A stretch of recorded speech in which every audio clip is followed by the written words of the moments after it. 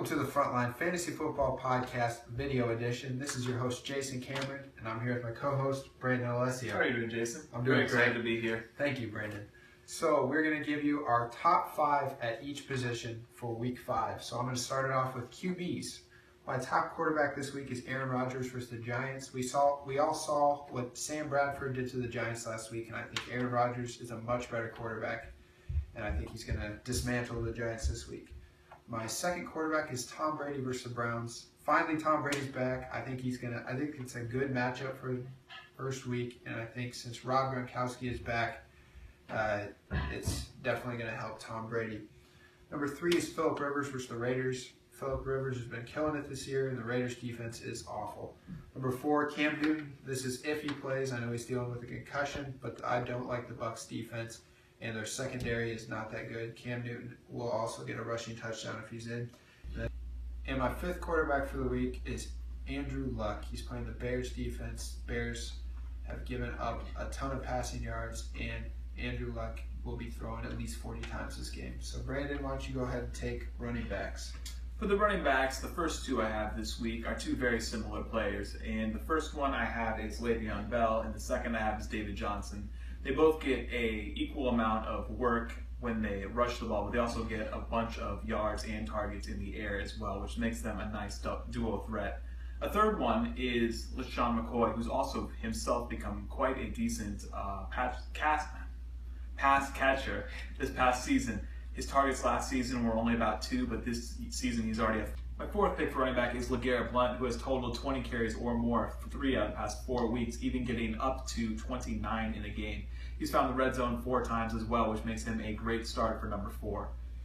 My final pick is C.J. Anderson. He also finds the red zone far more than most running backs. He gets yards, he gets receptions, and he also gets touchdowns. He is a great play this week. All right, we'll go on to wide receivers. My number 1 wide receiver is, of course, Antonio Brown. Had 2 touchdowns last week. The Jets' defense has looked terrible, so I think he has a big game. Jordy Nelson, I think since Aaron Rodgers is my number 1 quarterback, he has to have somebody to throw to, and I think that's going to be Jordy Nelson. The Giants' defense hasn't looked very good. Number 3, A.J. Green playing the Cowboys. He consistently gets a ton of targets, and with Tyler Eifert re-injuring himself, I don't think he's going to lose any of those targets. Number 4 is Mike Evans versus the Panthers. We all saw what Julio Jones did to the Panthers last week. He had 300 receiving yards. I think Mike Evans has a big game, and Jameis Winston has a bounce-back game as well. Number 5, Julian Edelman. He has been pretty much irrelevant this year, but with Tom Brady last year, before he got injured, he was the number 7 receiver overall in 10-team standard leagues. Brandon, tight ends?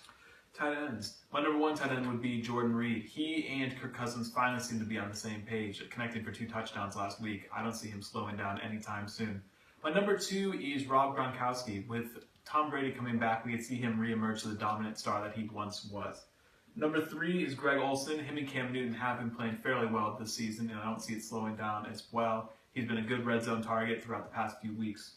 Number 4, Zach Miller. He's scored touchdowns in the past 2 games, which shows an upside for him, especially if Brian Hoyer starts. If Brian Hoyer starts, he's a much better start than if Jay Cutler starts. And the final one is Delanie Walker. Although he and Marcus Mariota have not been on the same page, he's an elite talent and he should still be treated as one. So this is our quick video for Week 5. You can follow us on Twitter at FrontlineFF, and in our bio we have a link to our website, which we finally got up, where you can look and see all of our rankings, as well as find our podcasts and links to our YouTube. Thanks for watching, guys. No small one.